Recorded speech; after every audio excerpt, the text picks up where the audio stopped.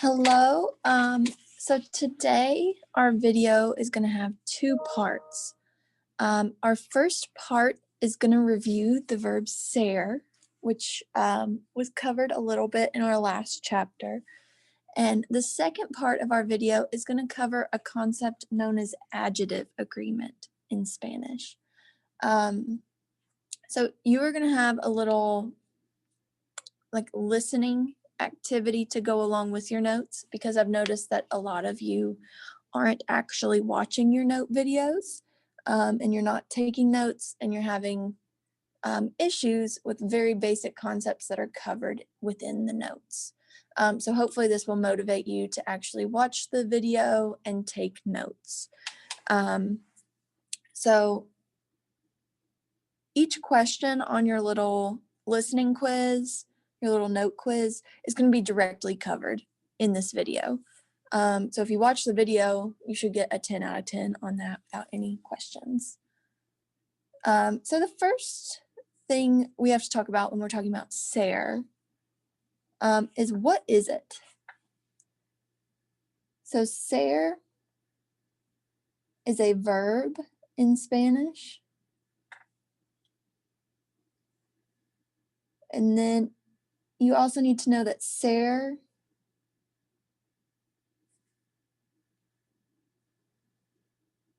means to be. So this is how we're going to say things like I am, you are, we are, he is, for descriptions. Just answered the next question. So when do I use it?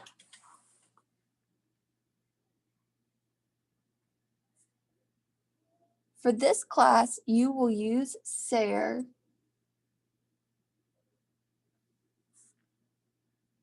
to form descriptions, or to form descriptive sentences.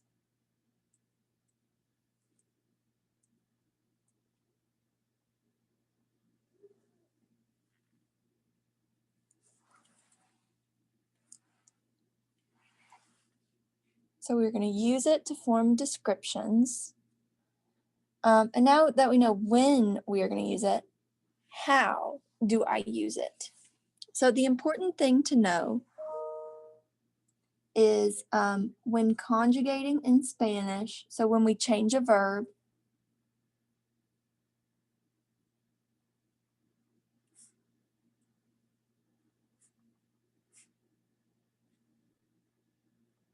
there are different forms based on the subject of the sentence.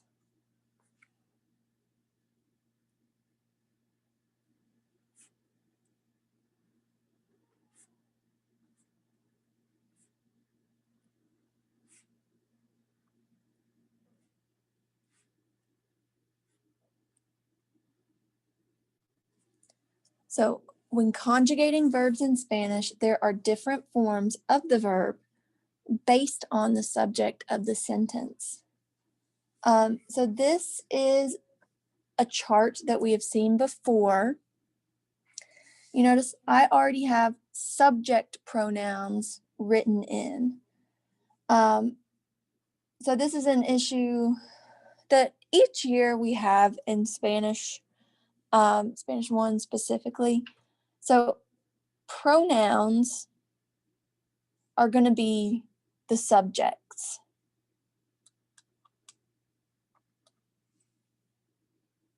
So these are pronouns. This is I, you, he, she, you formal, we, you plural or y'all, they masculine, they feminine, and then you all or y'all. So for these different scenarios, we're going to have a different form of ser. So if I'm using yo, the form of ser I'm going to use is soy. So yo soy means I am. tú, if I want to say that you are, I'll say tú eres.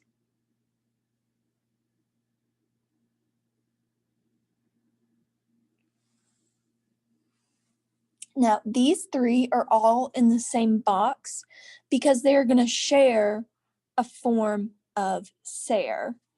So all of three of these will use es.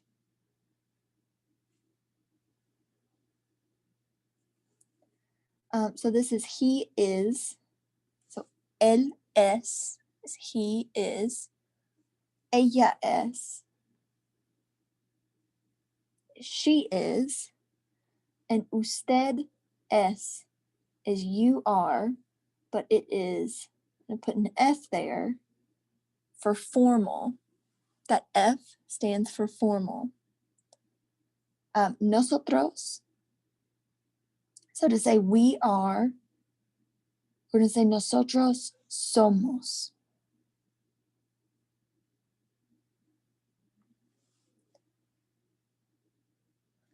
Vosotros,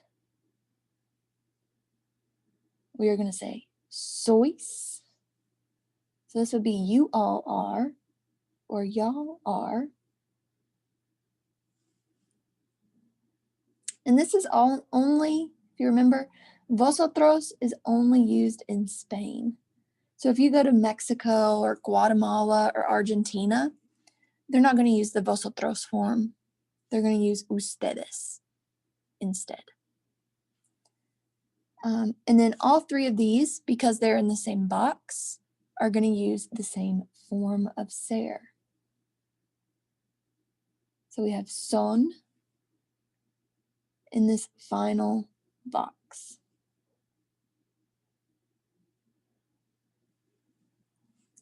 And so ellos is they, and then son is are.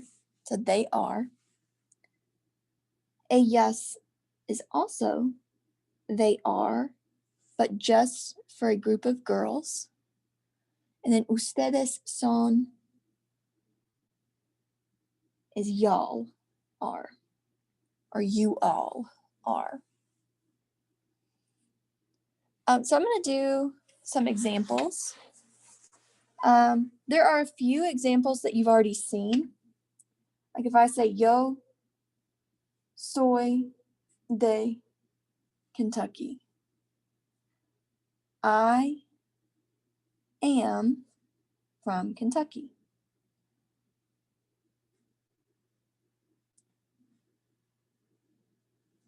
So our verb in this sentence, the form of ser that we used is soy.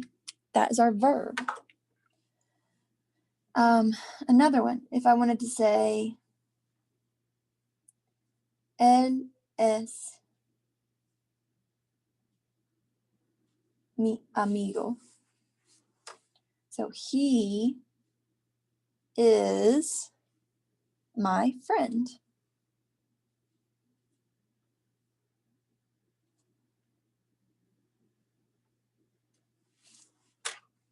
Okay. So I trust that you guys are going to be really good at matching these if the subject pronoun is the subject of the sentence.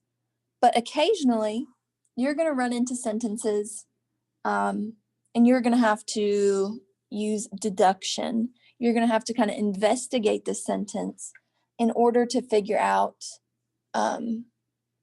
who the subject is and where on this chart it would fall.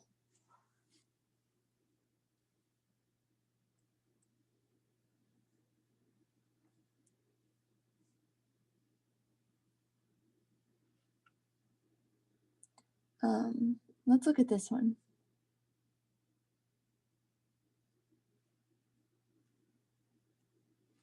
So this sentence, we have tú y yo blank de Mexico.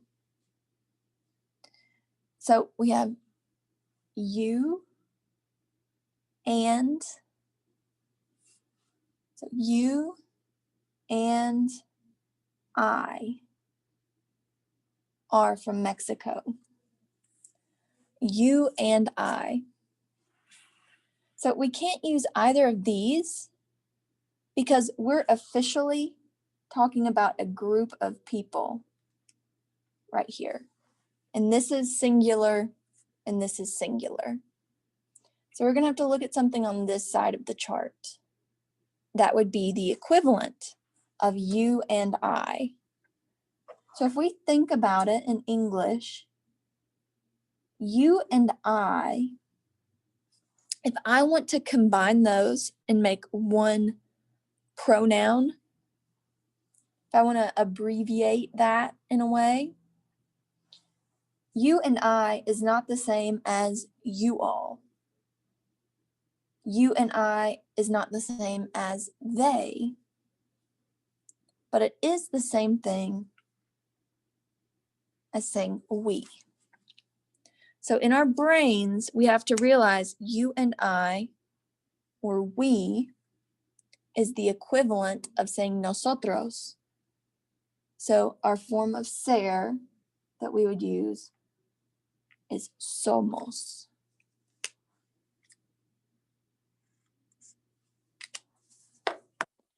So this would be you and I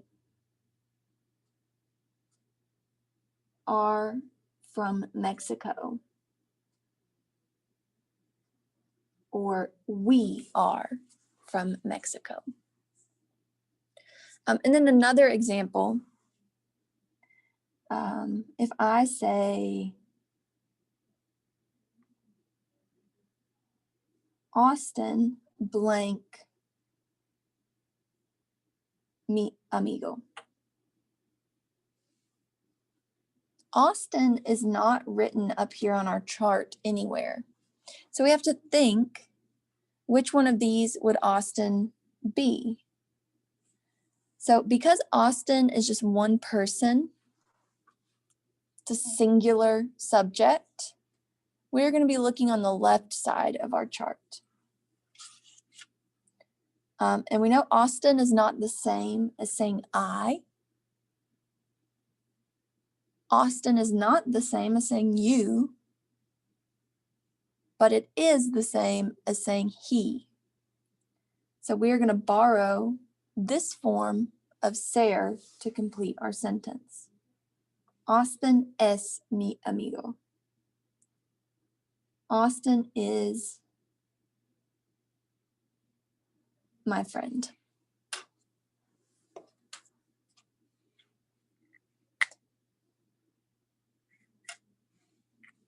Okay. So this is part 1 on the verb ser. If you have any questions, feel free to stop by the Zooms. A lot of you are not taking good advantage of those Zoom sessions. We go over some of the work for the week. I answer any specific questions that you have, and it's a great opportunity to ask questions and to practice Spanish. But don't forget to take your little listening quiz over this. Thank you and have a great day.